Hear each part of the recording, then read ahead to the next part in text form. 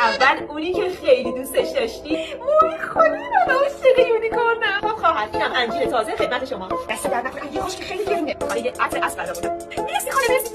خواهری کارتم ناقابل خدمت شما. مرسی خواهر چه باشه تشکر همون قابلی که دوست داشتی. خاله شرمندم داری. واسه عشق خاله کرمیشم واسه خواهر گلم. یا خدا شرمندم کردی. ببین مادر حداقل از طرف پدری شانس نیاوردی ماشاءالله خاله‌ات برات کم نمیذاره. عمه جون برات سفارشی سوغاتی آوردم این شامپوها رو بگیر. مرسی عمه جون. بازم سهمیه داری. خیلی ممنون عمه جون. عمه جون اینم جای آب معدنی کوچیک قشنگ سایز کیفه. جای آب معدنی. مرسی عمه. آخریش عمه جون کاشق چنگال یه بار مصرف. تو رو خدا ببخشید با این آشغال پاشغالا زحمتتون دادیم ساکتون سنگین شد. باور کنید همه ساکم شده بود سوغاتیای شما. این کتفم درد کرد. خب منم که اینجا دست بیل. اختیار داری زن داشت. واسه شما سفارشی نمک آوردم. نه که عادت داری هی بپاشی رو زخم اینو. گفتم به کارت میاد.